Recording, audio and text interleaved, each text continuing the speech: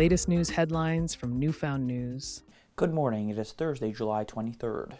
While the federal government announced more than $3.5 million in the St. John's metro region to help modernize operations for businesses, strengthen supply chains, and expand into new markets. The funding is being provided through the Regional Tariff Response Initiative. According to ACOA, the projects will support companies across the St. John's metro area as they adopt new technologies, improve efficiency, diversify revenue streams, and reach new customers. In other news, fuel prices increased across Newfoundland and Labrador following the latest adjustment by the Public Utilities Board. Gasoline increased by 0.4 cents per liter. Diesel prices on the island is up 0.8 cents, while diesel in Western Labrador increased by 0.6 cents. Heating fuels also saw increases, with furnace oil on the island increasing by 0.63 cents per liter, while stove oil in Western Labrador increased by 0.46 cents. And finally, the annual Lieutenant Governor's Garden Party took place on Wednesday, drawing a crowd. The party, a long-running summer tradition, took place on the grounds of Government House in St. John's. This year also marked the 100th anniversary of the Royal Canadian Legion, and the Garden Party recognized the veterans and the Legion. Your weather forecast is up next. Now, your provincial weather forecast for Newfoundland and Labrador.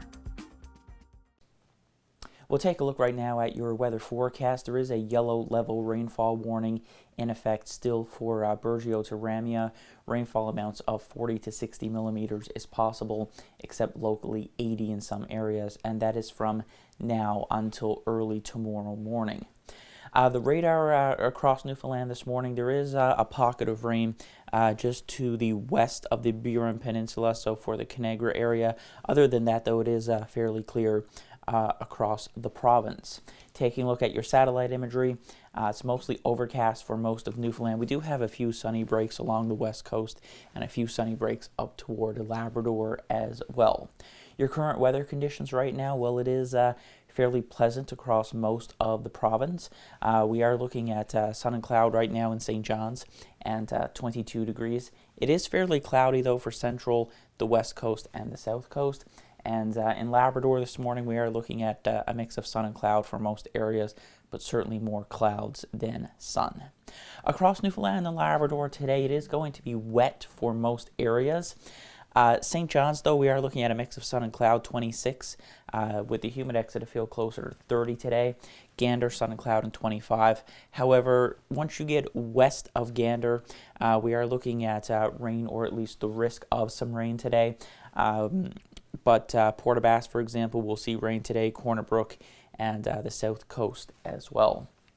And then as we head up to Labrador today, we are looking at a chance of showers back across western Labrador, and a chance of showers for Goose Bay up through the north coast as well.